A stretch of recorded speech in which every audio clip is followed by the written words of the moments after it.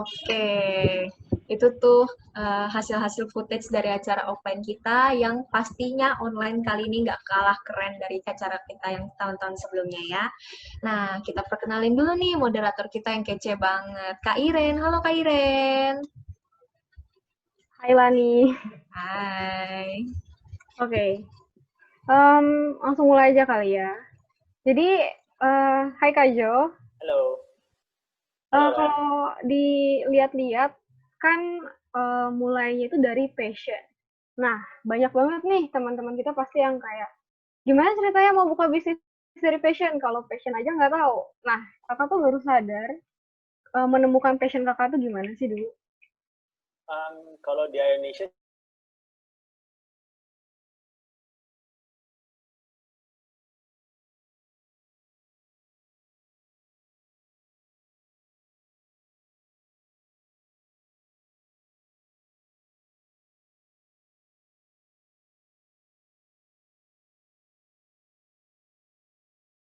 Itu emang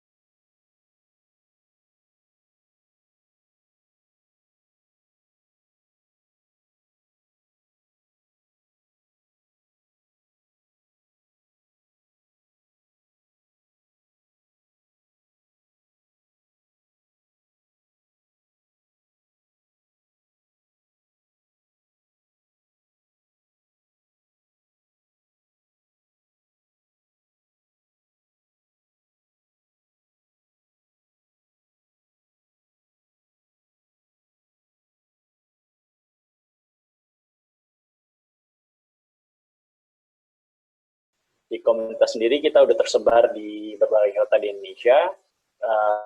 Udah punya lebih dari 2.000 tim sepak bola dan futsal amatir yang sudah memiliki 40.000 anggota secara individu.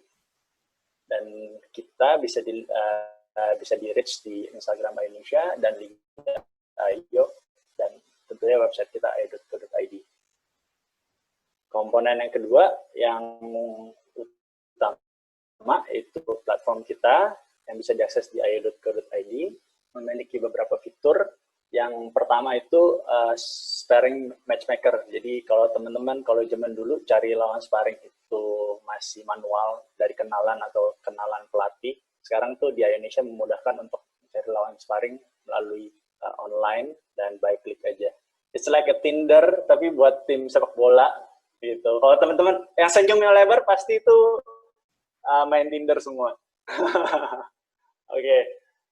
Ya ini contoh yang saya ambil. Jadi di website kita tuh bisa lihat tim mana, contohnya West Junior FC Joglo, tim sepak bola cari lawan di 24 Juni jam 3:30 di lapangan Joglo baru dan biaya lapangan 300.000. Nah, sistem pembagiannya 50-50 sama seperti yang Jumat Mubarak. Ini salah satu dua dari contoh aja ya.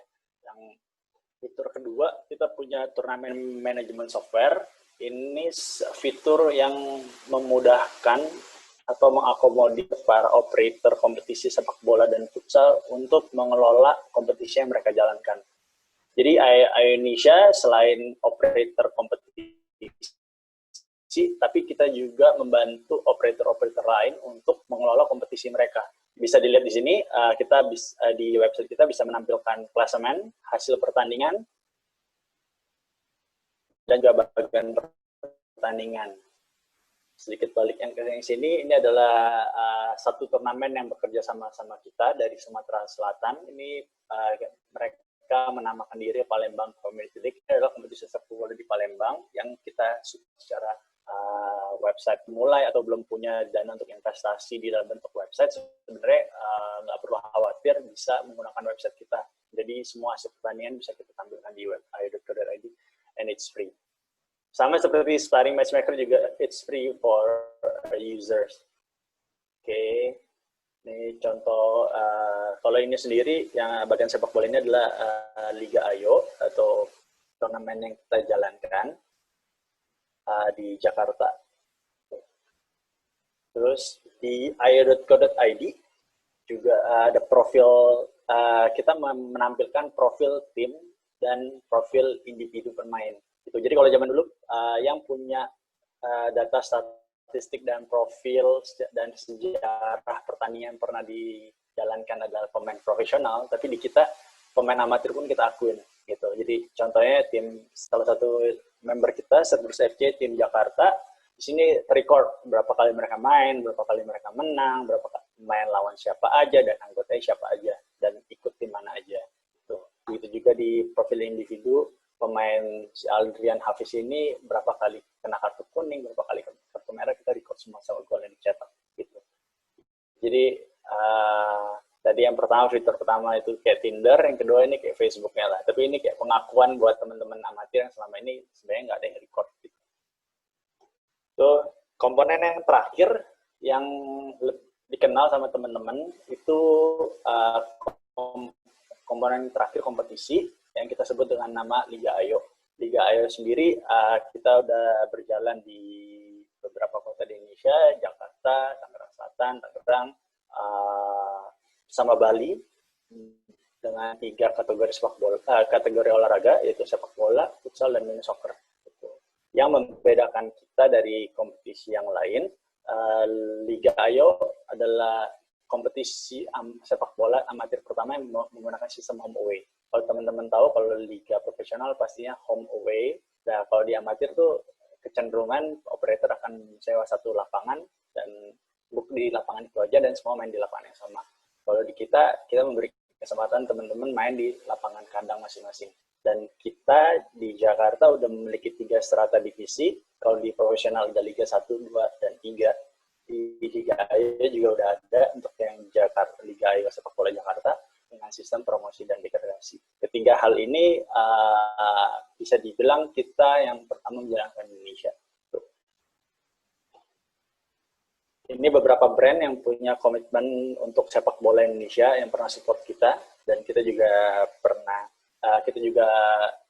berpartner dengan klub profesional Bali United dan tim futsal profesional Cosmo Futsal, sedikit saja. Dan beberapa official media partner yang support kita selama ini, dan kita juga udah pernah diliput CTI, Bolalap, dan Suara.com. Terakhir, di tim founder saya nggak sendiri, kita bertiga, ada Sam sebagai CEO, ada Agustian sebagai CPO, dan saya sendiri sebagai COO Ayo Indonesia. Kalau layar yang saya tampilkan, kita memiliki background yang berbeda-beda. Sam punya background finance, pernah bekerja di PwC Indonesia dan Switzerland. Agustian berpengalaman di digital product dan berkolaborasi dengan berbagai big company di luar maupun di dalam negeri. Dan saya sendiri experience-nya di sales dan manajemen profesional. Tapi dari ketiga background ini, ada satu yang menyatukan kita, yang bisa menyatukan kita di Indonesia. Kita mempunyai passion yang sama, yaitu passion di sepak bola. That's why topik hari ini kita bisa bilang Ayo Indonesia itu, kita sebagai founder itu memonetize passion yang selama ini kita suka banget gitu. Sam pernah sebagai pemain futsal profesional dan pernah jadi pelatih junior di Australia. Agus juga pernah jadi volunteer di Street Soccer USA dan Kanada. Saya sendiri pernah jadi ketua organisasi sepak bola di Quick Changi School of Business. Gitu. Sedikit beberapa highlight dari event-event kita.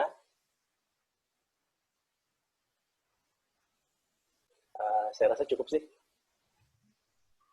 Oke, kalau tadi yang kakak jelasin kan kayak teman-teman gitulah ya, kayak ngumpul terus tiba-tiba mau bikin. Nah, awal-awal kakak sama teman-teman ini tuh bikin Ayo Indonesia tuh struggle-nya apa sih kak? Boleh ceritain nggak?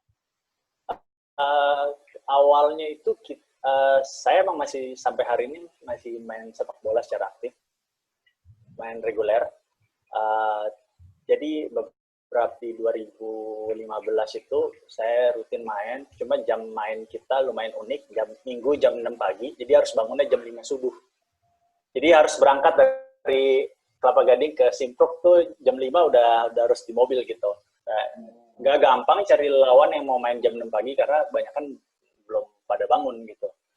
Terus kita udah lawan tim itu aja, kok kayak kesulitan untuk cari lawan baru karena udah bosan lawan itu aja. Kita mulai di Instagram, simple banget. Kita mulai kayak ngajakin teman-teman yang udah punya timnya punya Instagram, kita ajakin teman-teman untuk submit logo sama nama PIC-nya aja buat kita bantuin pooling mereka.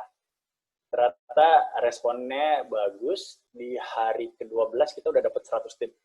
Di bulan pertama, di bulan kedua kita udah hit 500. Gitu. Tapi kalau ditanya kendalanya, adalah kita dulu semua matchinginnya manual.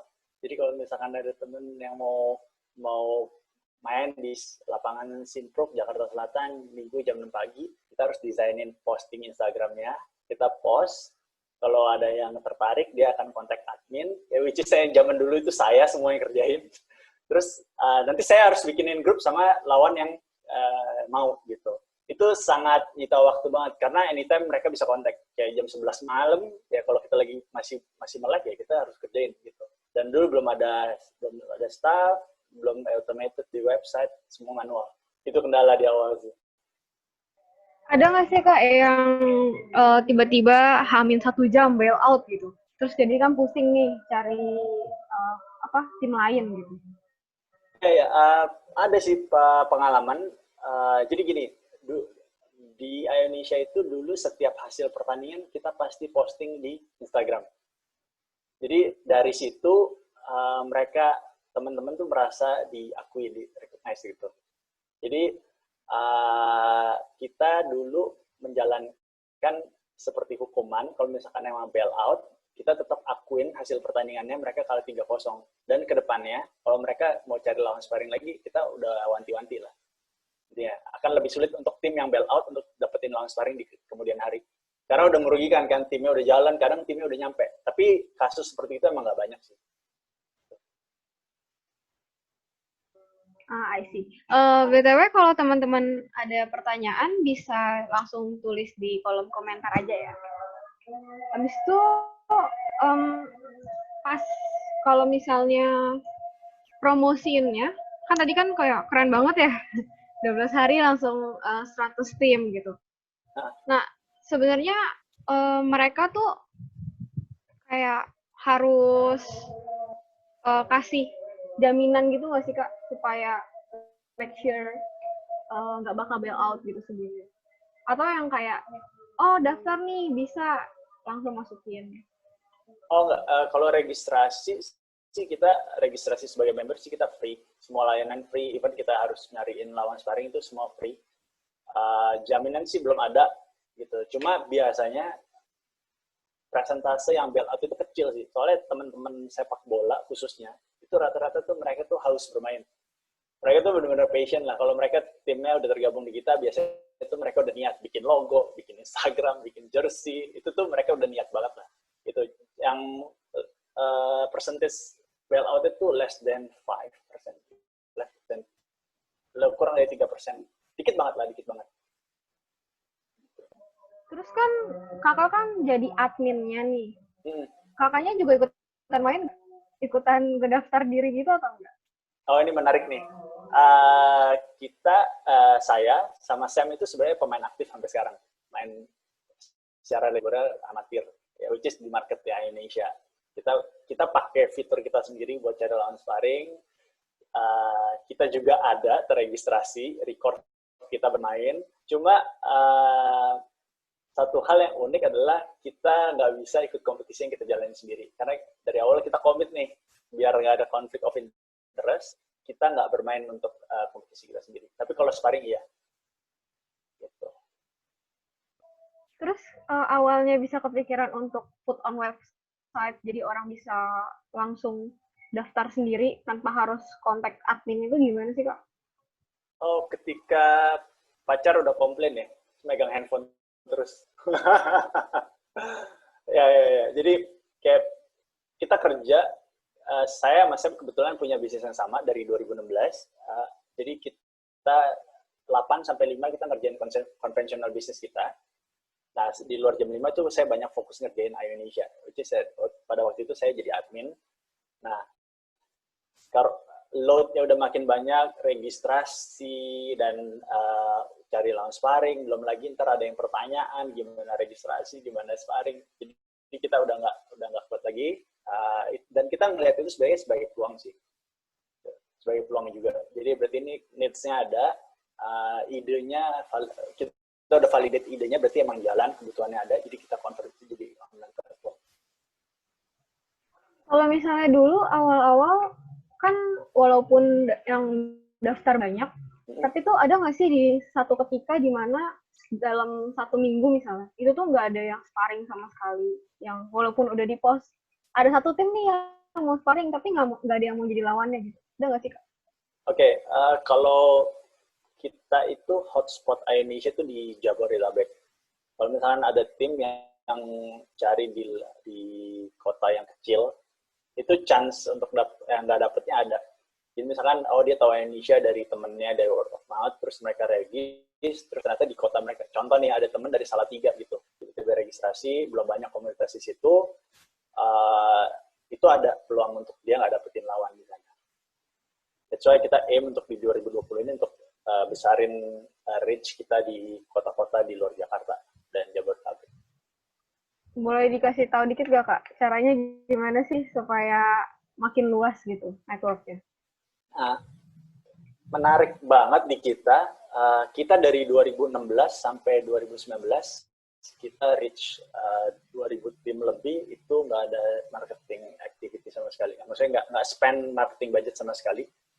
Kita marketing activity kita yang paling ampuh adalah kompetisi kita sendiri, yaitu Liga Ayo. Jadi biasanya company spend duit untuk mendapatkan exposure, tapi kalau di kita create event malah datangin revenue buat kita. Di sisi lain kita dapetin users baru gitu. Contoh, dulu Indonesia itu sangat identik dengan sepak bola, karena kita dulu nge-solve cari lawan sparring buat sepak bola. Terus secara number di tim futsal di Indonesia itu sebenarnya paling besar tuh lebih besar futsal. Tapi ada satu ketika futsal itu kecil banget di Indonesia. Karena kita waktu itu belum jalanin kompetisi futsalnya di 2018 kita mulai kompetisi futsal, baru angka tim futsal yang registrasi baru naik. Jadi marketing strategi kita yang paling jitu sih emang Liga Ayo sih, itu kompetisi kita sendiri. Karena mereka dulu kita mensyaratkan untuk kita mengundang tim yang aktif sparring aja di kita.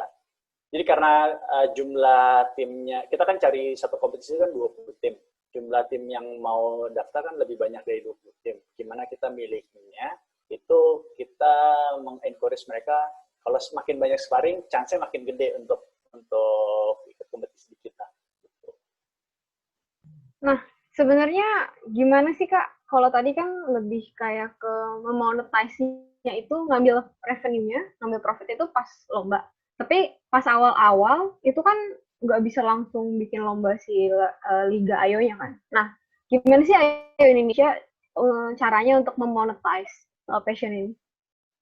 Oke. Ini terjadi di beberapa operator kompetisi sepak bola futsal di Indonesia. Biasanya budget atau cost itu biasanya lebih kecil dibanding penghasilan. Nah, kalau kita itu selalu percaya kompetisi yang baik adalah kompetisi yang self-sustain. Jadi dari pendaftaran dari tim itu udah harus menghidupi kompetisi itu sendiri. Jadi bisa dibilang kita untuk jalanin kompetisi Liga Ayo itu tidak ada kayak semacam subsidi dari company atau dari uang sponsor. Uang sponsor yang masuk ke kita itu biasanya kita reinvest lagi untuk platform kita. Gitu. Jadi memonetize-nya lebih kayak ke cari-cari sponsor gitu ya, Kak? Ya, kita bisa dibilang brand engagement dan activity. semacam activation dan sponsorship, dan dari kompetisi itu sendiri kita mendapatkan penghasilan. Nah, kan kakak kan pemain aktif nih dari zaman kuliah, dari kecil gitu ya. Terus terjun akhirnya mau bikin bisnis, which is Ayo Indonesia. Sempet bosen gak sih kak sama futsal, sama sepak bola? Kayak udahlah diduitin aja, males buat sparring lagi, ngapain sih gitu? Ini sih yang saya sadarin lately sebagai cukup unik semenjak kita running Indonesia, jumlah bermain kita malah berkurang. Tapi untuk kayak excitement-nya tentang sepak bola, enggak sih. Soalnya kita juga weekend nonton bola, di grup juga ngomonginnya bola, grup sama teman-teman main juga ngomonginnya bola gitu. Jadi enggak sih.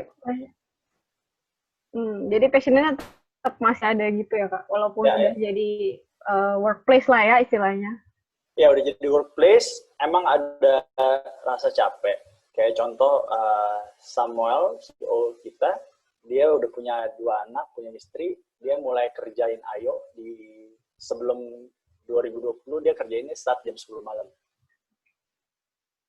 Kalau saya, karena dia pulang kerja jam 7, dinner, main sama anak sampai jam 10 dia baru mulai kerjain Ayo. Kalau saya sendiri, karena di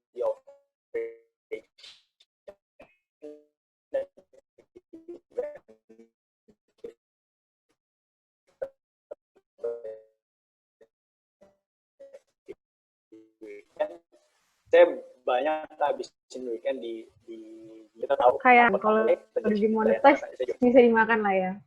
Nah, tapi kenapa sih kakak nggak mau bikin Ayo itu tuh kayak full time? Kalau yang tadi kakak ceritain kan co-foundernya juga kayak punya job yang lain. Kenapa nggak mau full time aja di Ayo gitu? Kebetulan di 2020 ini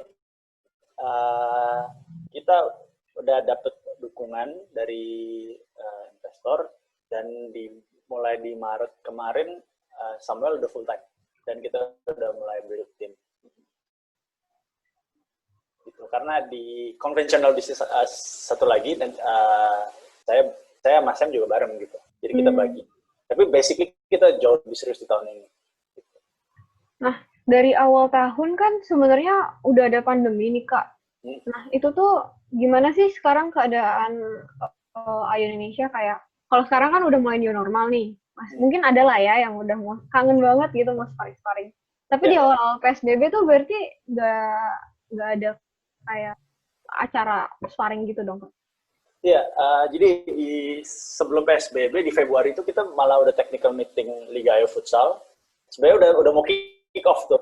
Cuma gara-gara ada perintah PSBB ya kita hold. Dan selama pandemi, selama PSBB kita nggak encourage tim untuk main. Emang nol tuh sparringnya di website. Nah sekarang PSBB transisi, teman-teman udah mulai banyak main tuh. Tadi yang saya tunjukin itu tuh sebenarnya emang lagi berjalan tuh. Yang tadi saya tunjukin tuh emang udah banyak, udah beberapa udah mulai muncul cari lawan sparring lagi. Tapi dari kita sendiri sebenarnya kita prefer untuk ikutin aturan pemerintah ya. Soalnya kan keselamatan sebenarnya yang paling penting. Tapi kalau misalnya kemarin itu ada yang bandel gitu Pak, mau tetap create event gitu, kakak bisa langsung monitor itu pasti kayak ngehapus sparringnya atau kayak ya udah gitu? Oh enggak sih ya, kita kalau misalkan ada yang ngobrol tanya pendapat, kita selalu menyarankan. Biasanya ada di komen di Instagram, kalau enggak ke direct ke saya gitu, kita selalu bilang utamakan keselamatan dan kita ikut aturan pemerintah, itu yang paling penting sih. Cuma kalau untuk stop mereka, ini terjadi sih di komunitas kita di Bogor. Kita ada kerjasama juga sama operator di sana. Oh malah saya diajak main pas lagi pandemi, main disuruh ke Bogor gitu. Ya cuma untuk stop sih enggak sih. Cuma kita menyarankan aja untuk jaga kesehatan. Gitu. Nah. Sebelum Ayo Indonesia dibuat, pasti kan ngobrol-ngobrol dulu lah ya sama teman-teman. Itu tuh sempat takut nggak sih Kak kalau nggak bakal sustain nih gitu? Ya, selama kita jalanin, wah banyak banget yang bilang, lu ngapain, Indonesia mau diapain, terus bisa kasih lu makan nggak, apa dan sebagainya. Nggak sedikit dari temen deket, temen yang baru kenal, atau temen yang ke lintasan aja tanya-tanya gitu, banyak sih yang nanya gitu. Cuma sepak bola sendiri sebenarnya market yang besar sekali ya. Cuma emang di Indonesia tuh challenge-nya adalah number of fans itu gede banget, tapi monetize-nya itu tricky. Tahu kan? Kalau misalkan di Inggris, semua orang beli baju asli gitu. Dukung MU, Chelsea, Liverpool, semua mereka beli baju asli, original gitu. Itu support banget buat timnya. Di Indonesia tuh nggak berlaku. Gitu. Indonesia bisa, maksudnya berani di jalan ngakuin fans, tapi mereka belum tentu pakai baju asli gitu. Itu sebenarnya problem itu gambaran buat sepak bola Indonesia. Cuma kita ngerasa di mana kesulitan itu ada, berarti peluangnya besar. Gitu sih. Ketika orang sulit untuk mendapatkan monetize secara besar-besaran, itu pasti peluangnya besar. Ada pertanyaan nih Kak, pernah ada merasa down nggak sih selama menjalankan Ayo Indonesia? Kalau misalkan pernah, bangkitnya gimana? Pernah kayak pertama kali dulu, tadi saya udah sempat cerita, Ayo Indonesia itu besar di sepak bola. Jadi di komunitas futsal ya itu kecil sekali. Jadi kalau di sepak bola, ketika kita buka registrasi Liga Ayo, semua orang tuh udah ngantri. Kita diundang apa enggak gitu. Tapi kalau di futsal, karena konsepnya itu self-sustain, which is tim bayar lebih banyak dibanding kompetisi-kompetisi yang lain. Nah, tim futsal tuh ada seperti kayak, nggak rela nih bayar segini. Jadi kita ada di tahun 2018 pertama kali ikut. Kita adain Liga Ayo Futsal itu, registrasinya di bawah yang kita harapkan. Itu shock sih, dari yang sepak bola hingar-bingar, semua orang pengen ikut Liga Ayo, tapi ketika futsal, kurang dari yang kita harapin. Tapi pada saat itu kita diskusi sama teman-teman yang kita anggap bisa kasih masukan, ya udah solusinya apa? Solusinya dan tahun depan harus ngapain kalau tahun ini terjadi seperti ini. Gitu. Jadi kalau misalkan galau itu sebentar aja lah. Sama lah kayak percintaan gitu, galau sebentar aja. Iya, harus move on ya Kak ya? Ya, iya benar-benar. Terus ada yang lagi nih Kak, yang nanya, karena ini kan bisnis partnernya itu teman sendiri. Nah, itu pernah slack nggak, Kak? Pasti pernah. Sedeket-deketnya kita sama Samuel tuh benar-benar best friend lah. Best friend dari, walaupun kenal baru dari zaman kuliah, coba best friend lah, teman main bola, teman nongkrong, semuanya gitu. Konflik pasti ada, cuma balik lagi kita harus bisa bedain sih. Kalau pernah kita debat kencang di kantor, debat kencang soal Ayo Indonesia, tapi pas jam makan siang kita udah ngomongin main bola lagi. Jadi memang harus dibedain sih. Tapi tuh biasanya tentang apa sih Kak slack-nya? Beda pemikiran sih. Pastinya beda pemikiran. Semua kayak setiap orang lahir di keluarga yang sama, background yang sama aja bisa berbeda, adik kakak bisa beda. Apalagi kita yang punya background beda-beda. Gitu. Pasti beda pemikiran, gimana kita jalanin Indonesia, itu pasti ada aja sih. Gitu. Tapi kenapa Kakak lebih prefer untuk ngejalanin bisnis sama best friend sendiri dibandingin sama stranger gitu? Atau yang nggak terlalu dekat-dekat amat lah? Honestly, Agustian itu stranger awalnya. Jadi ceritanya lucu. Jadi pada 2014 akhir, Sam kayak bilang di grup kayak notice gitu, wah kayak ini tech startup ini it's a future, dia bilang 2014 at that time.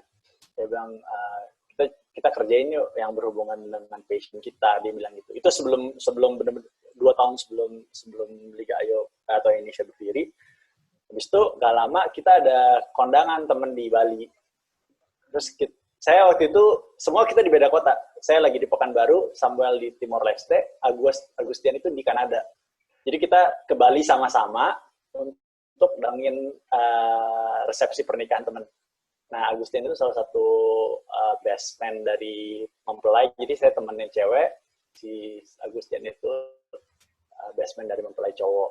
Pas ngobrol-ngobrol di rehearsal, saya tanya kerjanya apa, dan orang tag nih, wah orang cocok nih buat kita nih, kita lagi cari nih. Besoknya pas hari H, Sam datang, langsung saya tarik. Nih, ada orang tag yang kita cari selama ini. Gitu. Jadi dari situ kita bikin grup, udah akhirnya kita bertiga sampai hari ini. Tapi kalau sekarang di tim Ayu Indonesia sendiri tuh bener-bener cuma bertiga atau ada staff-staffnya gitu? Kita selama pandemi ini kita build tim, kita total 8 orang sekarang termasuk founder, dan di bulan ini akan tambah 1 lagi. Oke. Gitu. Ada pertanyaan nih Kak, ekspansi Ayu Indonesia sampai keluar pulau itu gimana ya Kak? Kayak misalnya sewa lapangan gitu-gitu, monitorinnya itu gimana sih? Oke, kalau contoh kita ambil contoh Bali yang paling jauh. Bali itu kita lakuin kerjain semua sendiri sih. Jadi kita awalnya itu ada salah satu member users Indonesia bilang gimana jalanin di Bali. Terus oke, kita ada kesempatan waktu itu Sam lagi ada liburan di sana, gali lebih jauh. Terus akhirnya saya sendiri survei, cari lapangan, cari izin ke sana. Tapi kebetulan lagi, usaha yang satu lagi ada klien di sana, jadi udah dibareng-barengin dah. Jadi split cost, jadi kadang cost yang dari Srelo, kadang di Ayo, jadi yang mana, tapi kerjanya dua-duanya gitu. Gitu. Tapi tergantung nih tema utamanya apa. Kalau emang final Liga Ayo di Bali, ya costnya di Ayo. Tapi jualan Srelo juga sebelumnya. Gitu. Kalau misalnya kan kakak kan sama yang Kasan itu kan 2 bisnis nih. Yes. Kalau misalkan di Srelonya lagi ada masalah, ke bawah sampai Ayu Indonesia nggak sih Kak? Lagi apa? Sorry? Kalau lagi ada slack di Srelo, ke bawah-bawah sampai Ayu Indonesia gitu nggak sih? Enggak sih ya. Soalnya pertama, Sam orangnya sabar banget. Yang kedua, kita tuh udah terlalu sering kali ya beda pendapat. Jadi kayak beda pendapat yang ekstrim pun kayak 10 minutes udah kayak ngomongin bola, terus main pingpong bareng apa, kayak normal aja di situ. Ya, tapi itu require waktu sih. Kayak dulu emang kayak ada kayak baper-baperan, tapi setelah itu kayak udah karena keseringan gitu. Udah keseringan ya udah kayak abis itu normal lagi. 10 minutes. Berarti sekarang udah kayak soulmate gitu lah ya Kak, sama co-founder yang lain. Iya. Terus ada lagi Kak yang nanya, ke depannya itu tuh mau di sepak bola dan futsal atau misalkan Kakak mau ngambil ranah lain gitu? Oke. Menarik.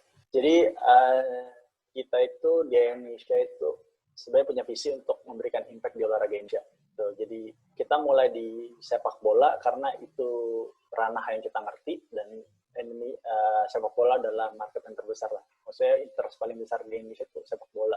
Tapi kedepannya fitur kita ini kita udah lagi mau siapin emang di kedepannya setelah kita ngerasa udah cukup stabil di sepak bola dan futsal, kita mau mainin di olahraga yang lain. Gitu. Kalau kan kakak ada Srelo juga ya, itu tuh mau sekalian kayak digabungin nggak kan, misalkan bikin merchandise, kan bisa bikin merchandise di Srelo, tapi jualnya di Indonesia, kayak gitu-gitu nggak sih Kak? Ya. Kayak kita dapat order jersey, bisa lempar ke Srelo. Tapi kalau untuk merch company-nya nggak. Soalnya shareholder yang di sana beda. Gitu, tapi beda. Kayak sempet kepikiran buat kayak, kalau tadi kan kakak bilang penontonnya pun kayak misalkan pakai baju apa ya, MU gitu, itu kan belum tentu asli MU. Kepikiran buat bikin kayak official merchandise gitu nggak sih Kak? Kita ada sih, kebetulan saya lagi pakai. Oh wow. Yes. Ya. Ada sih, kita ada beberapa kali sih kita kayak bikin pre-order jersey, pre-order kartu e-tol, jempol dengan logo tim masing-masing, tapi ada logo Indonesia-nya. Ada sih kita buat seperti itu. Tapi kalau dilihat sekarang, kan waktu itu sempat, tadi kan ngomongin liga ya Kak. Liga itu tuh persiapannya lama nggak sih Kak? Persiapannya lumayan, cuma makin kesini kita makin simplify sih. Soalnya contoh dulu zaman saya dulu masih sering ikut kompetisi, registrasi kan masih pakai manual, print foto, kumpulin satu-satu ke rumah temen, terus tempel-tempelin. Kita di Ayo udah automated, jadi kita registrasi via website, terus take a foto juga bisa di website kita, jadi semuanya udah automated lah. Gitu. Awal-awal cari sponsor susah nggak Kak buat liga gitu? Nah, itu di tahun pertama itu kita beruntung. Jadi awalnya itu kita masih baru 2 bulan, kita belum mau menjalankan kompetisi. Makanya kita sering bilang kompetisi tahun pertama kita tuh prematur. Kita coba dulu, karena kita di-encourage sama salah satu provider telepon yang fokus di komunitas pada tahun itu untuk bikin kompetisi. Mereka encourage kita, mereka encourage kita gimana komunitas ada, kita ada budget, kita support kalian gitu. Jadi kita benar-benar prematur di tahun pertama di support sama company itu. Kalau boleh tahu awal-awal tuh butuh modal berapa sih Kak buat ngadain liga gitu? Liga itu kita kalau sekarang sih untuk kompetisi yang Liga Ayo, seperti yang saya bilang, karena kita konsepnya harus self-sustain, pendaftaran tuh harus mengcover semua biaya liga. Jadi sebenarnya nggak ada biaya. Gitu. Biasanya kalau misalkan mau self-sustain, berarti kan harus ada sewa lapangan, wasit, dan lain sebagainya. Itu tuh sempat ada yang komplain nggak sih, registration fee-nya kemahalan gitu? Atau kayak antusias banget? Kita itu jadi biaya itu kita bagi-bagi jadi 3. Yang pertama di administrasi registrasi, yang kedua itu yang masuk ke Indonesia, yang kedua itu biaya lapangan sama biaya wasit. Di Indonesia itu biaya lapangan dan wasit semua dibagi 2 ke tim yang bermain. Oh, oke. Gitu ya, emang konsepnya baru dan kita yang pertama juga, jadi bisa dibilang biaya registrasi yang masuk, biaya administrasi yang pertama yang masuk itu full buat kita untuk kita bayar gaji dan lain sebagainya. Nah, kalau awal-awal cara yakinin tim-tim itu kalau misalkan Liga Ayo itu kredibel gimana sih Kak? Kita mungkin karena disupport sama brand provider telekomunikasi tadi, pertama. Yang kedua, sebenarnya secara Instagram kita udah jalan banget di 2 bulan itu. Aktivitasnya tim registrasi setiap hari, terus ada aktivitas sparringnya, dan kita juga engage sama komunitasnya. Gitu. Kalau misalkan liga, walaupun wasit dibagi 2 sama tim yang lagi main, tapi tetap Ayo Indonesia yang cariin gitu kan Kak? Ya, kita kalau wasit, kita bekerja sama PSSI. Kita semua wasit kita resmi dari PSSI. Wow, cool. Jadi mungkin buat teman-teman atau dari yang mau punya pikiran bikin kompetisi, sebaiknya kalau mau jalan kompetisi sepak bola, futsal, sebaiknya resmi lah. Mereka ada lisensi. Mengurangi drama di lapangan. Kalau nggak, dibilangnya, wah wasitnya dari mana nih, dan sebagainya. Biasanya sih, bukan biasanya, semua yang kita kirim pasti wasit lisensi dari PSSI. Berarti kalau misalkan liga itu tuh selain lapangan, wasit, gitu-gitu tuh butuhnya apa aja sih Kak sebenarnya? Lapangan, wasit, terus operator liga. Operator liga kita ada staff yang khusus buat collect semua hasilnya pertandingan dan sebagainya. Dan itu tuh dari Ayo Indonesia sendiri? Iya, tapi operator kita semua kerjanya online ya. Jadi main di lapangan masing-masing, wasit yang kita kirim itu akan report ke operator kita, itu ntar kita olah sebagai data. Itu baru ntar kita push ke website. Ada cash price-nya nggak Kak, kalau di Liga?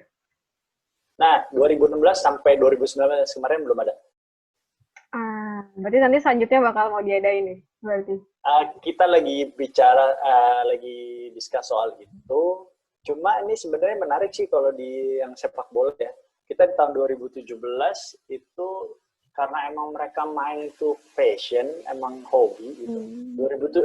2017 keluar ada satu tim Jakarta Timur juara. Habis itu pas kita tanyain, kan juaranya baju jersey nih, kita bikinin jersey tapi ada logonya spesial buat juara gitu. Kita tanyain, kalian mau jersey warna apa? Jersey apaan katanya? Oh, jadi kayak mereka nggak sadar, mereka sebenarnya dapat hadiah gitu. Jadi mereka tuh kejar main ya sebenarnya di kita. Kejar mainnya, karena emang passion gitu. Oke. Ada pertanyaan nih, Kak. Bisnis model seperti ini kan unik. Gimana sih waktu itu cara marketingnya? Apakah endorsement juga atau melalui lomba kayak liga tadi yang Kakak bilang? Ya, kita untuk marketingnya seperti yang tadi saya share itu dari kompetisi kita yang datangin sebenarnya exposure kita gitu. Kalau untuk bisnis model kita emang revenue utama kita sekarang sih masih sponsorship. Tapi pernah nggak sih endorse pemain sepak bola yang terkenal gitu di Indonesia buat nge-promote Ion Indonesia? Belum sih, kalau untuk endorse belum pernah. Kita biasanya dibantu teman-teman. Tapi dari 2016 itu kebetulan teman-teman komunitas amatir tuh berbagai macam dari pemainnya benar-benar dari berbagai kalangan. Nah, 2 member kita itu timnya itu maksudnya digawangi sama pemain dari kalangan artis. Jadi dari 2016 mereka biasanya datang, kita undang datang, kayak misalkan saya sebut mungkin yang familiar Judika, Delon, Adipati Dolken, terus ya main untuk di final kita untuk meriahin di acara final kita. Tapi they do it for free sih. Emang berarti ada passion banget ya di sepak bola, makanya mau do it for free. Iya, mereka karena emang pengen main kan, emang mereka bagian dari komunitas juga. Oh wow. Iya, bagian dari komunitas juga. Banyak, ternyata artis tuh banyak banget yang main. Rizky Bilar, terus Bastian Steele, banyak banget. Gitu. Wah, kalau lagi sparring gitu ada cewek-cewek nggak, Kak, yang di pinggir lapangan? Oh, kalau cewek-cewek sekarang banyak yang main malah. Oh iya. Banyak yang main. Apalagi Liga Sepak Bola Putri itu udah jalan kan di 2019. Sudah ada juaranya. Maksudnya yang cewek-cewek yang minat main tuh makin banyak. Wah, kalau di explore handphone saya tuh udah banyak banget yang main cewek-cewek. Oh, tadi aku pikir soalnya cowok-cowok doang, ternyata cewek-cewek juga ikutan main ya? Banyak. Jadi tim artis atau tim selebriti yang main di final tuh banyak bawa pemain cewek juga. Oh, wow. Okay. Seru. Iren minat main. Aduh.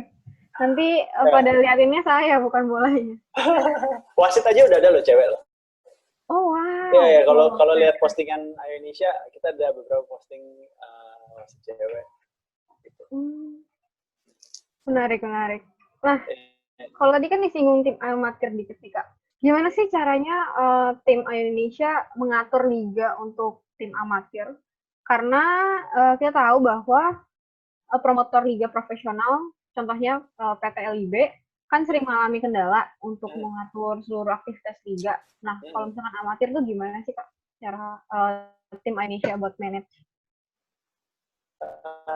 Di kita sih sebenarnya lebih simple. Jadi kita di setiap minggunya itu pasti bikinin grup. Misalkan kita di Jakarta contoh ya, kita ada 50 tim bertanding di setiap minggunya, itu ada 25 pertandingan. Si operator liga kita, staff operation kita akan membuatkan 25 grup untuk yang tersebut.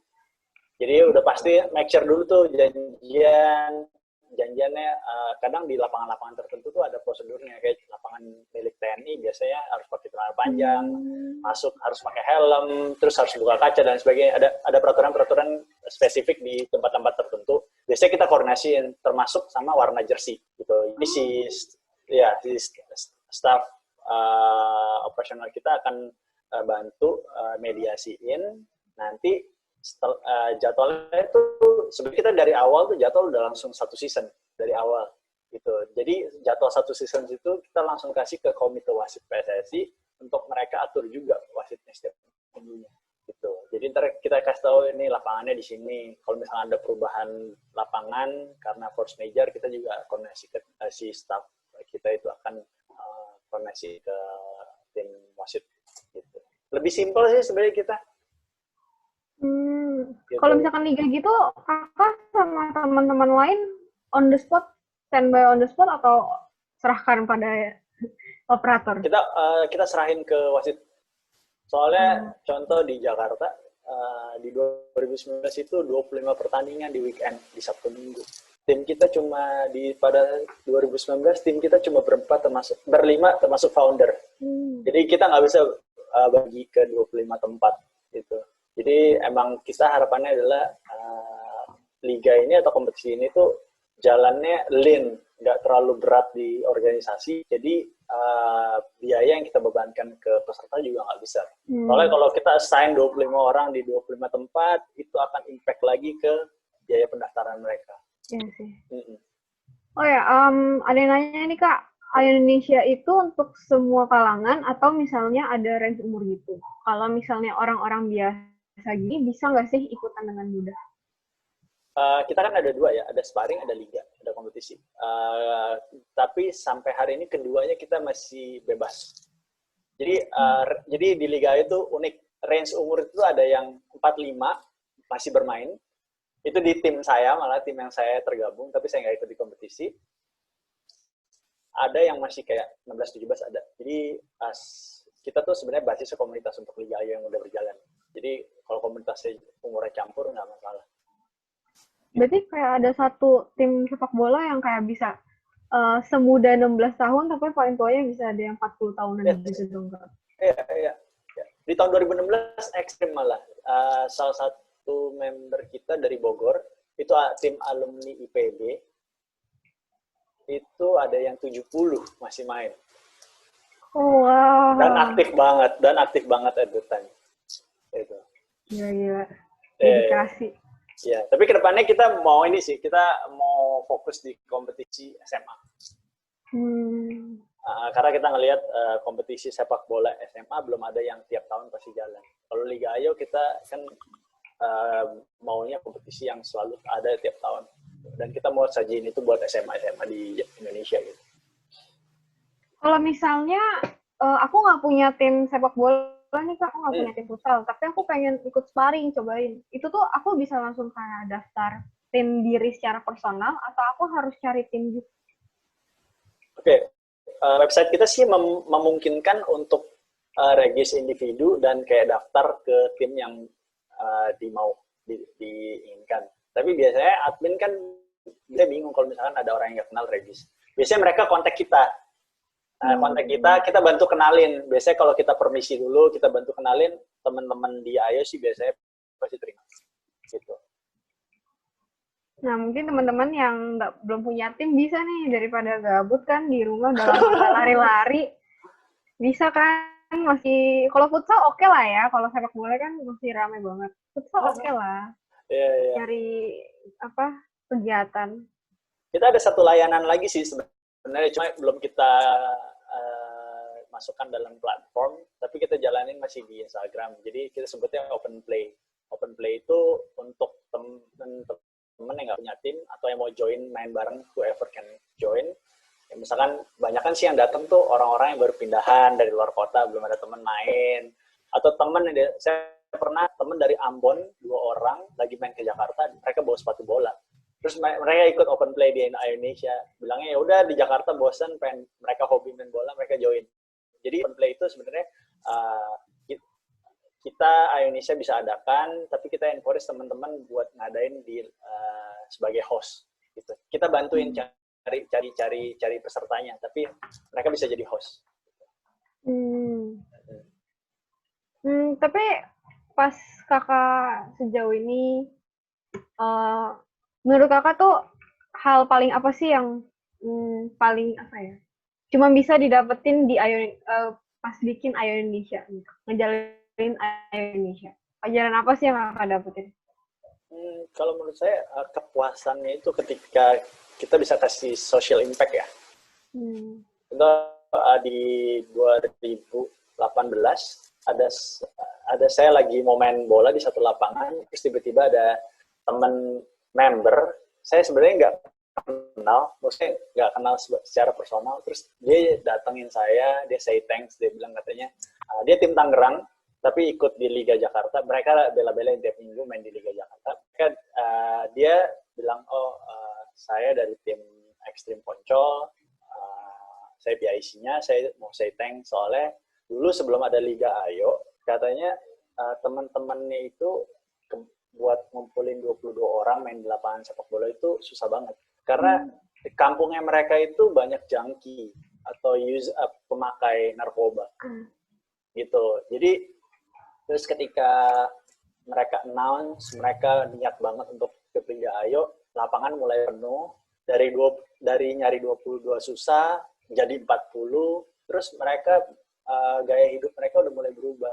Soalnya kalau mereka main kan pasti perlu ke stamina dan performance ya. Gitu. Jadi di hari itu dia samperin saya untuk cerita itu. Kayak itu priceless sih menurut saya.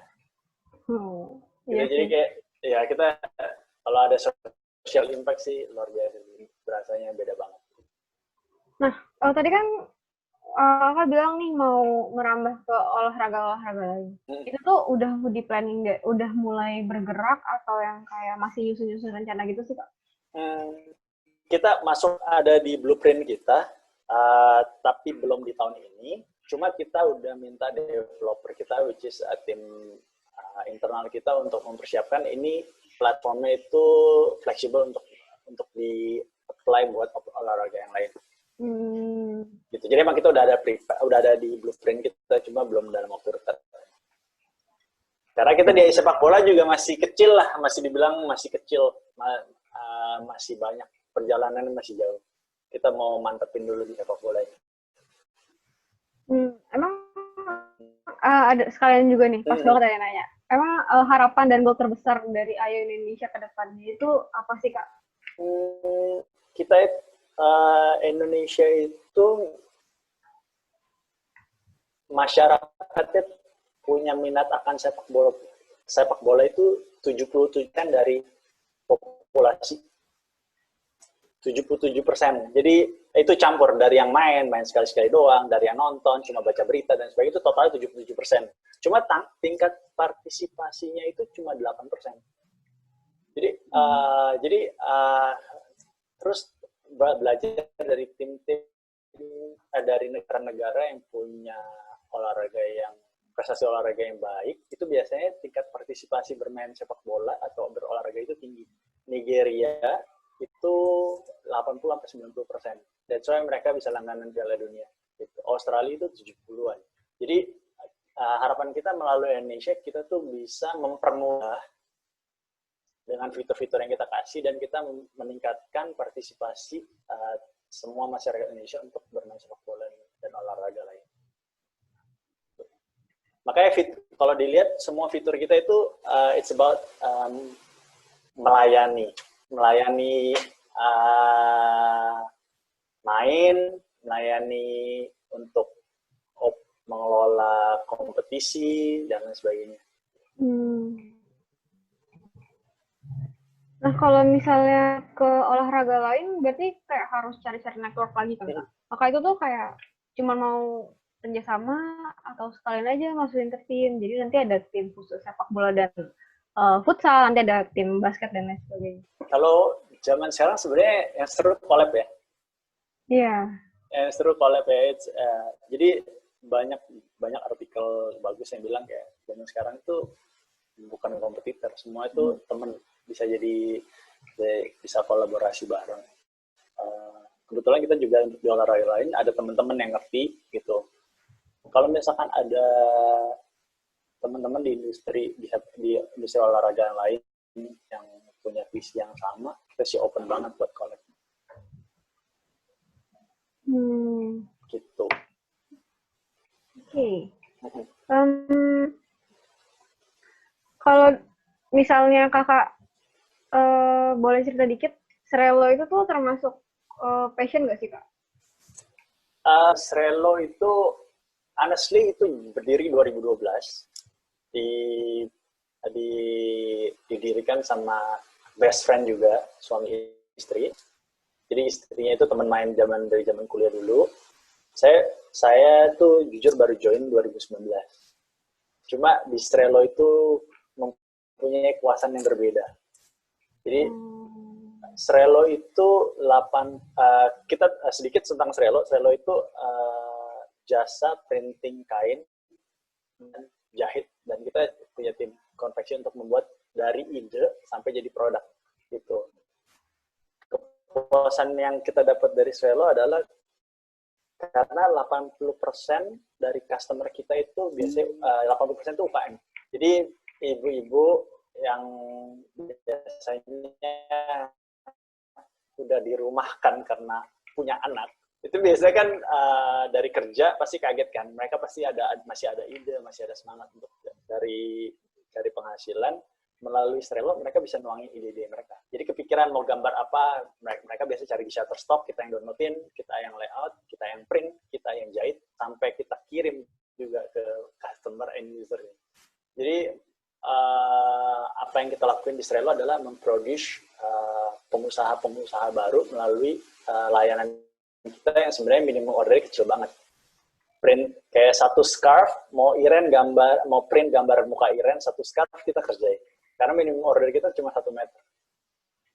Gitu.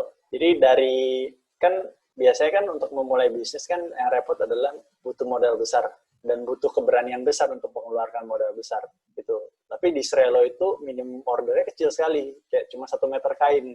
1 meter kain itu satu scarf aja udah 110 kali 110 cm, udah lebih dari 1 meter kain.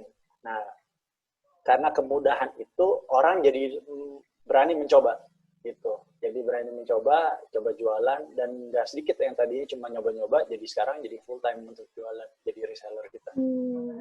Kalau bikin Ayu Indonesia sendiri dulu modalnya berapa sih, Kak, kalau boleh tahu?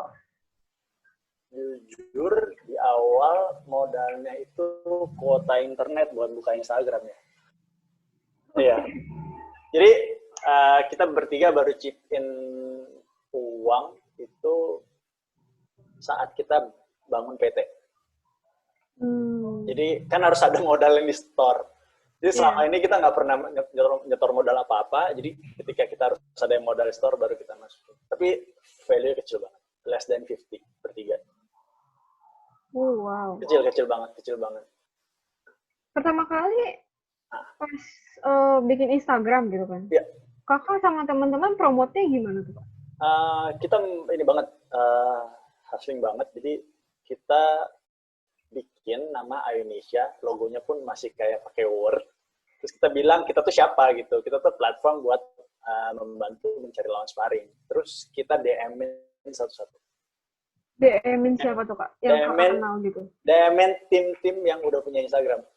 Saya DM-in satu-satu. Tapi kan kayak tim amatir gitu. Kakak cari tahu timnya apa-apa gitu gimana? Kita kan ada biasanya mau follow tim teman tim saya sendiri. Biasanya itu ntar ada teman lagi. Benar-benar word of mouth. Jadi kita dari situ juga ada yang datang yang di luar yang di luar kita tahu, karena mereka dengar dari teman mereka registrasi sendiri, langsung datang ke WhatsApp saya. Dulu benar-benar pakai nomor pribadi yang sampai sekarang saya pakai. Terus masuk. Kadang pagi-pagi itu masih nongkrong di WC itu udah mulai masuk gitu. Terus ya, jadi tapi benar-benar langkah yang kita lakuin sih adalah DM-in satu-satu. Yang nyuekin juga di awal banyak, soalnya konsepnya baru kan. Jadi sering banget terjadi di awal-awal tuh kita DM cuma di-read di kan kelihatan tuh. Iya. Abis itu 3 bulan kemudian mereka balik DM kita, halo boleh registrasi nggak? Lah kan waktu itu udah ditanya ya. Jadi emang butuh ini sih, mungkin market juga butuh bukti. Kita jalaninnya serius, market butuh bukti kalau emang kita tuh konsisten. Berarti awal-awal untuk gain trust dari market itu tuh ngajakin teman-teman dulu lah ya, kasih testi gitu yang ikut sparring. Atau gimana? Iya, iya. Dari yang hari ke-12 dapat 100 sudah habis itu langsung jalan sendiri sih itu.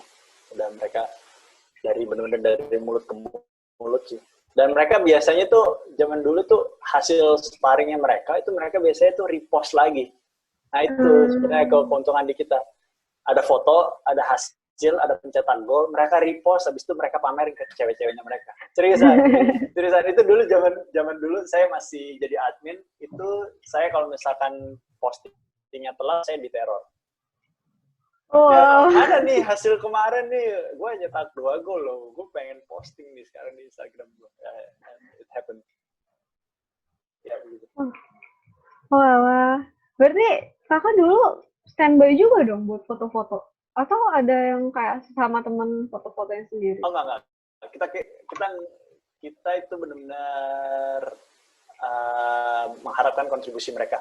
Jadi mereka kalau misalnya udah match dari WhatsApp kita, oke, match ya hari Jumat jam 8 di Senayan, jam 8 malam. Kita biasa ingetin, tolong jangan lupa foto ya. Ketika udah foto, mereka akan kirim lagi di grup, terus hasilnya juga mereka verifikasi beberapa pihak.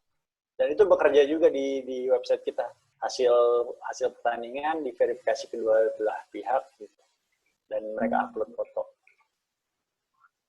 Ada pertanyaan, apakah ke depannya ada rencana kerjasama dengan PSSI, kayak contohnya jadi promotor Liga Amatir? Jadi bukan cuma wasit, tapi jadi promotor juga. Oke, kalau untuk rencana dari kita sih jujur belum ada, tapi kita sangat welcome kalau emang kita dibutuhin. Kalau kita dibutuhin untuk membantu, kita sangat welcome. Gitu. Cuma kita sebenarnya dengan PSSI jalannya barengan sih. Contoh kayak wasit ya, saya tadi jelasin. Sebenarnya kita pakai wasit mereka gitu. Pakai wasit PSSI. Kita mewadahi atau mengelola market yang selama ini belum terkelola dengan baik aja gitu. Karena kan mereka fokus di profesional kan. Profesional.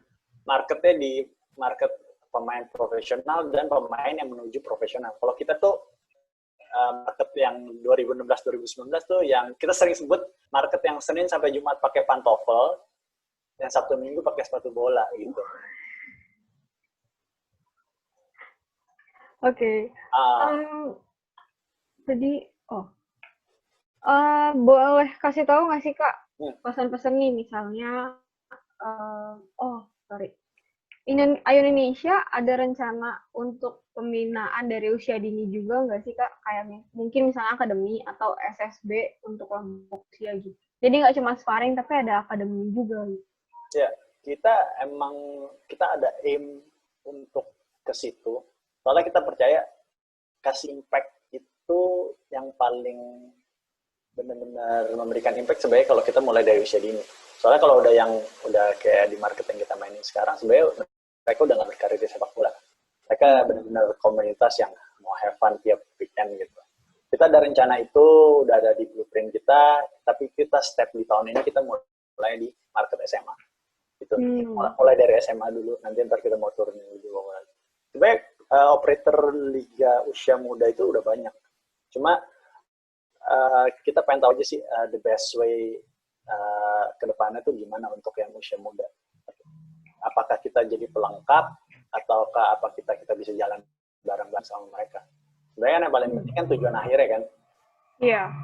Tujuan akhirnya buat kasih dampak lah buat sepak bola Indonesia. Oke. Ini sebenarnya katanya ada yang mau nanya tapi belum dikirim-kirim di pertanyaannya. Apa tuh? Ngapain lagi gitu. Tapi selain itu kakak tuh sempet kayak takut gak sih awal-awal mau mulai Ayo Indonesia kayak aduh merasa terlalu naif gitu loh, atau bahkan dikatain orang nggak mungkin lah, nggak mungkin bisa, apa sih sparring segala macam gitu? Pastinya ada sih. Jadi pertama kali Samuel lempar ide ini tuh di grup bertiga sama satu best friend lagi. Sampai sekarang masih best friend banget lah. Jadi Sam lempar ide, gimana kita coba yuk tech startup, it's a future. Kita coba yuk kerjain yang berhubungan dengan sepak bola, dia bilang gitu.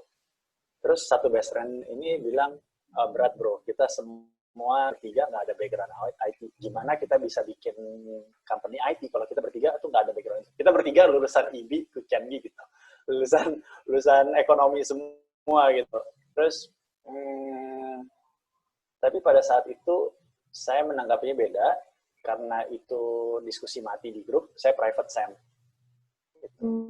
Jadi kita tuh di perjalanan di usaha sedikit sharing ya, sometimes kita tuh ketemu killer statement, nggak? Kayak kita killer statement, dan sometimes dan seringkali killer statement itu datang dari orang-orang terdekat, dari orang tua, dari teman baik, dari pacar. You cannot do this, you cannot do that, gitu. Banyak banget itu datang dari orang sekitar. Cuma kalau kita believe di passion kita believe apa yang kita kerjain, sebenarnya ya fight aja. Mereka ya sih pada waktu itu kayak pernah ada dengar cerita nggak sih kalau pengarang Superman itu tuh cuma dibayar beberapa dolar doang, karena pas datang ke editor bilang ini ide buruk banget. Lu nggak punya passion, lu nggak punya bakat, mendingan lu jual ke gua sekian dolar, kayak nggak nyampe $100. Habis itu Superman meledakan. Dan itu tuh kita buat teman-teman di Podomoro University juga pastinya ketika mau mulai itu tuh pasti banyak menemukan itu. Yang penting kita bisa bedain yang mana killer statement, yang mana benar-benar konstruktif buat kita sih. Kira-kira ada pesan nggak Kak, atau kata-kata motivasi gitu, yang mau jalanin bisnis tapi kayak takut gara-gara nanti, yaitu killer statement-nya datangnya dari orang-orang terdekat lagi ya, jadi udah keburu ciut gitu sebelum berani melangkah. Iya sih, kalau yang untuk yang belum mulai, kalian gali yang benar-benar passion kalian apa. Jadi kalau misalnya sometimes kita ngerasa happy sama satu bidang, tapi ternyata itu cuma musiman buat kalian. Itu tuh bukan passion kalian. Seriously. Kayak saya dulu, saya senang band basket, tapi balik-balik lagi saya CLBK ke bola gitu. Jadi saya ngerasa emang passion saya dari bola, dari saya SD, saya sampai sekarang masih main bola konsisten, dan saya ngerasa ini passion saya. Dan buat kalian yang baru mau mulai, akan jauh lebih baik kalau kalian itu monetize your passion, karena pertama kepuasannya itu di atas penghasilan yang benar-benar kayak kalian dapat gaji gede. Yang kedua, daya tahan sih sebenarnya. Daya tahan. Sometimes di bisnis itu masalah kita bangkit lagi ketika kita jatuh kan. Tapi kalau kita yang jalaninnya itu di passion, itu daya tahan kita jauh lebih tinggi. Pasti kita ingat kenapa kita mulai. Gitu. Ya, itu penting sih, daripada yang kayak kalau capek kerja kantoran, capek sama bos, jadinya pengen keluar. Tapi kalau misalkan sesuai passion, paling nggak bertahan gitu ya demi passion. Iya, karena kayak saya di Ayo, saya harus weekend ke lapangan, misalkan ke lapangan untuk ngadain grand final. Saya nikmatin juga pertandingannya gitu, saya nontonnya juga, saya happy juga gitu. Ya mungkin kalau orang yang bukan di passion itu kan hasilnya akan berbeda.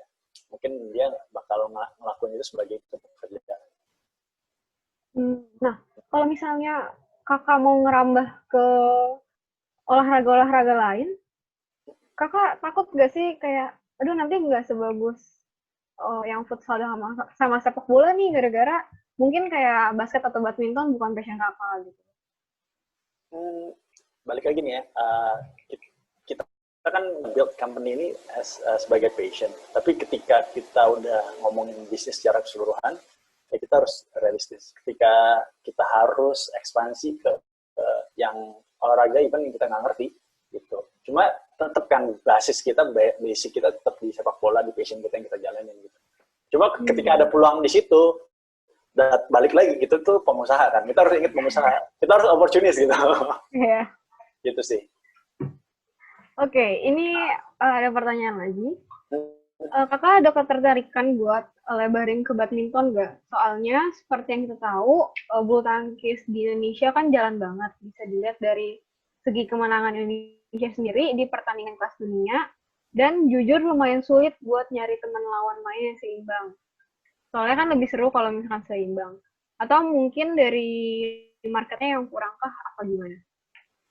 Ya, honestly badminton udah masuk dari blueprint kita. Udah masuk di blueprint kita, cuma yang kita perlu gali adalah culture di badminton itu seperti apa. Contoh, perbedaan di sepak bola sama futsalnya lumayan tebal. Pemain sepak bola, kayak saya pribadi, saya tuh bisa traveling jam 4:30 pagi ke Depok untuk sparring. 4:30 pagi untuk main jam 6 lawan tim di Depok. Saya pribadi, itu pengalaman pribadi. Gitu. Tapi tim futsal, itu yang mau melakukan hal itu tuh dikit. Bangun sesubuh itu, main di lapangan super jauh. Karena lapangan futsal tuh ada di mana-mana kan. Lapangan bola di Jakarta tuh dikit banget yang bagus. Yang bagus tuh di ujung-ujung Berung gitu, di Depok.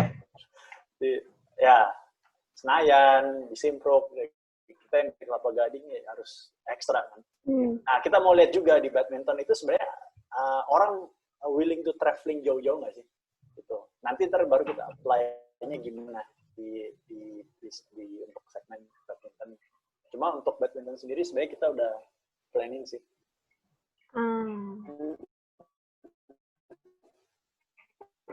Oke. Mungkin pertanyaan terakhir kali ya, sekalian closing nih. Kakak ada pesan nggak sih buat teman-teman yang pengen ngejalanin bisnis, bikin bisnis dari passion, tapi yang kayak mungkin passionnya juga nggak kepikiran gitu. Siapa yang kepikiran buat bikin platform sparring futsal gitu? Ada yang unik-unik gitu tuh, kakak ada pesan nggak sih? Kalau menurut saya harus seimbang ya. Jadi kita harus lihat passion kita apa, terus kita lihat kira-kira emang realistis untuk dimonetize apa enggak gitu.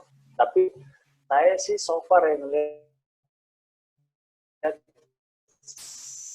hampir semua passion itu bisa dimonetize. Jadi sebenarnya gimana cara kita terus ini buat teman-teman yang masih di Podomoro University, saya mau kasih saran, semua orang yang kamu temuin setiap hari itu adalah investasi kamu jangka panjang.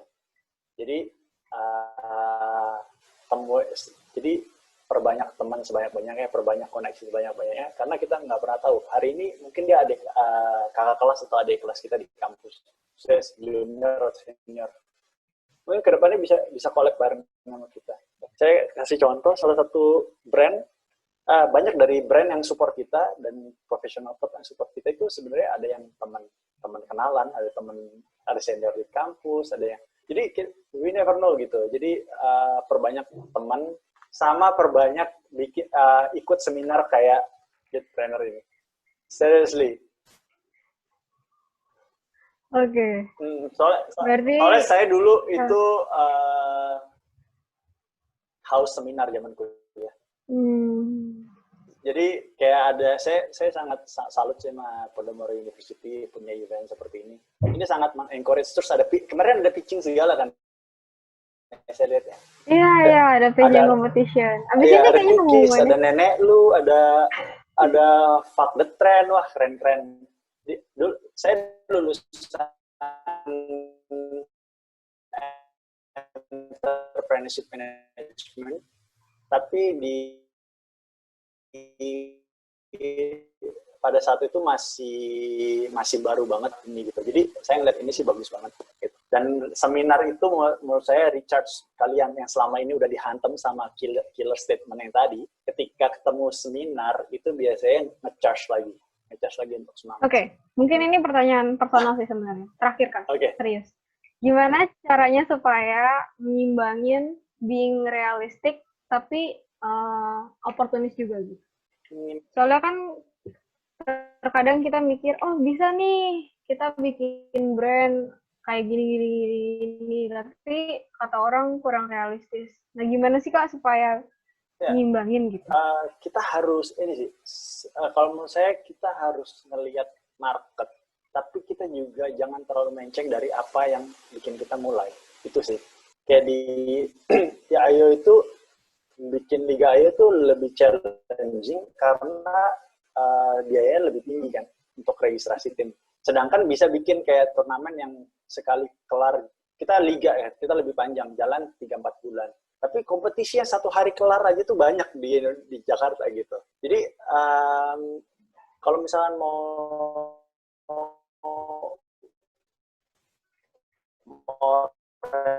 realistis, mau cepat dapat users, udah bikin aja yang modelnya kayak gitu setiap hari gitu. Banyak kan usernya yang kan. Cuma kita mulai, ayo, kenapa sih kita mau bikin kompetisi? Sedangkan orang-orang udah bikin kompetisi yang sama gitu. Nah, kalau kita jadi harus dimbangin tuh kemauan market sama marketnya nyerapnya gimana, tapi sama jangan terlalu melenceng sama alasan kalian mulai gitu. Kalau menurut saya ini nggak mungkin nggak sepenuhnya benar, tapi itu menurut saya pribadi. Oke Kak, terima kasih. Mungkin Thank you banget. Lani bisa lanjutin? Oke, gila. Thank you banget buat Kak Jo. Insights-nya itu very inspiring ya buat aku sendiri, apalagi buat teman-teman sekalian. Ini kita berarti udah mau masuk waktu 1 jam 30 menit, hampir 5 menit lagi tuh, bener-bener gak berasa banget. Sorry ya terlalu bawel, tapi thank you banget. Iya, aduh, gak berasa banget bener deh. Terus apa lagi ya? Oh, baik banget yang aku pelajarin tadi, kayak misalnya dari passion aja nih, padahal kita tuh cuma menghubungkan orang loh, kayak ada yang mau main futsal nih, sini, ternyata bisa jadi bisnis, siapa yang tahu. Padahal kan biasanya paling kan orang kayak nyediain lapangan gitu kan buat disewain, tapi ini bahkan dari nyambungin orang-orangnya doang loh. Aku bener-bener gak kepikiran. Sumpah ini unik banget, apalagi buat teman-teman yang mungkin udah kepikiran nih, oh misalnya gue mau buka jasa yang kayak gini, tapi bingung bakalan sukses atau enggak nih, lihat udah ada contoh hidupnya loh, contoh asli. Gila. Sama terus saya ucapin terima kasih juga buat teman-teman Youth Planner dan Prodamara University, dan kalau misalnya mau ditanyain atau mau menjadikan Ionesia sebagai bahan skripsi atau apapun research kalian, kita welcome banget sih. I can leave my number. Siap tuh, anak tugas akhir tuh, ini tuh. Aduh, ini gila, sampai bahkan ngadain liga sendiri, gila. Kayaknya dilihat-lihat bisa nyanyiin Persija sih. Terus yang menurut aku lebih unik lagi adalah kalau misalnya kakak udah mulai ngeliat ke arah new normalnya sendiri. Bahkan tadi kakak juga ada sempat bilang kan kalau misalnya bahkan di new normal ini udah mulai balik lagi nih rate-nya. Jadi kayak hampir-hampir kayak dulu. Itu tuh menurut aku gila mantap banget karena berdasarkan marketing sendiri berarti kakak tuh dari Ayo Indonesia sendiri tuh udah bener-bener berusaha naikin Indonesia-nya lagi gitu, nggak terpaku sama PSBB dan new normal ini keren banget. Terus thank you juga ya buat Ciren yang udah memoderate webcast ini dengan very interaktif dan ramah banget. Thank you for having me juga. Oke. Thank you Ciren. Sama-sama. Terus, sebelum acara ini kita akhirin, kita foto bareng dulu yuk, teman-teman. Nyalain dulu kamera videonya, nggak nyampe semenit kok. Iya nih kita foto juga dulu ya teman-teman. Iya, nanti kayak biasa kita ada